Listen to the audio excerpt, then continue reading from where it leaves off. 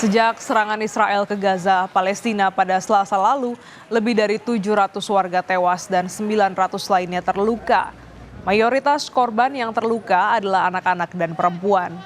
Puluhan jenazah korban serangan Israel juga sempat dibawa ke Rumah Sakit Indonesia di Beit Lahia pada Kamis malam waktu setempat. Kerabat dan keluarga korban berbondong-bondong memenuhi Rumah Sakit Indonesia untuk melihat jenazah korban. Menurut Badan Berita dan Informasi Palestina atau WAFA, serangan udara Israel menargetkan sejumlah daerah di seluruh Gaza pada Rabu malam dan Kamis pagi. Tidak hanya serangan udara, Israel juga melakukan operasi militer di wilayah tepi barat pada hari Rabu.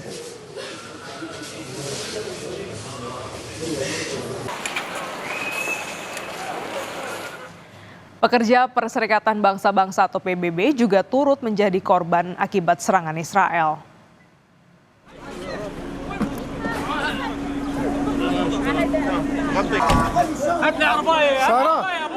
Satu orang dilaporkan tewas dan 5 lainnya mengalami luka-luka. Korban langsung dibawa ke Rumah Sakit Syuhada Al-Aqsa di kota Deir al-Bala, Gaza Tengah, usai kantor mereka terhantam serangan.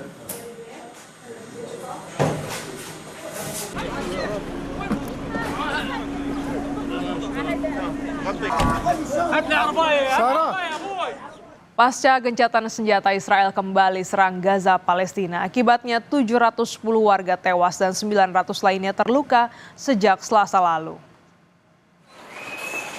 Israel kembali serang Gaza, Palestina pada Selasa lalu pasca gencatan senjata selama 2 bulan. Menurut Badan Berita dan Informasi Palestina atau WAFA, serangan udara Israel menargetkan sejumlah daerah di seluruh Gaza pada Rabu malam dan Kamis pagi. Tidak hanya serangan udara, Israel juga melakukan operasi militer di wilayah tepi barat pada hari Rabu. Tercatat 710 orang tewas dan 900 lainnya terluka akibat serangan Israel sejak Selasa lalu. Mayoritas korban yang terluka adalah anak-anak perempuan.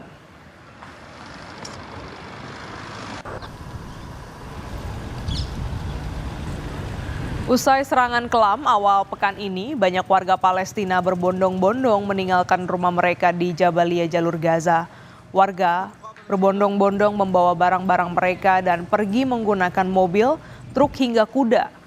Militer Israel meminta warga mengevakuasi diri ke tempat yang lebih aman. Hal ini mengindikasikan bahwa Israel bisa saja melancarkan serangan darat.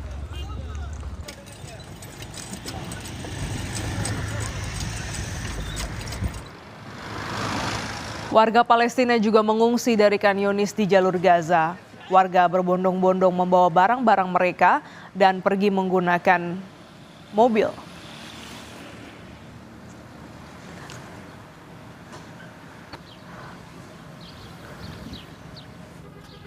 الحاجات الخفيفة الدواء هاي الدواء والحاجات الخفيفة، أما الحاجات الثانية ما قدرناش، ما فيش مواصلات وخليناها وجينا الآن جبنا الشيء الخفيف اللي قدرنا نشيله جبناه.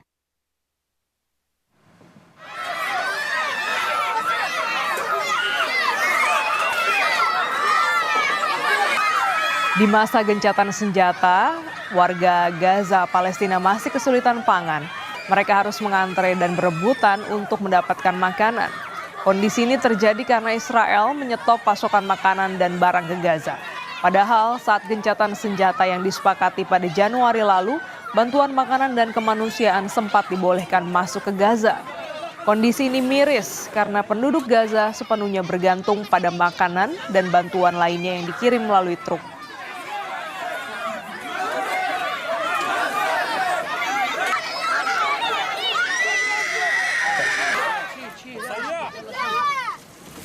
Blokade Israel memutus pasokan listrik dan logistik ke warga Palestina. Akibatnya warga Gaza kesulitan air bersih.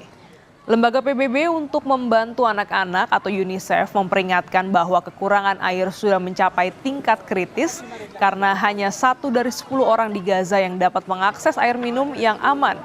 Sebelumnya pada tahap pertama gencatan senjata hingga 1 Maret lalu, pasukan Israel mundur ke zona penyangga di sepanjang perbatasan Gaza dan mengizinkan masuknya bantuan kemanusiaan. Namun Israel kemudian melakukan blokade untuk menekan Hamas agar menerima syarat gencatan senjata tahap 2.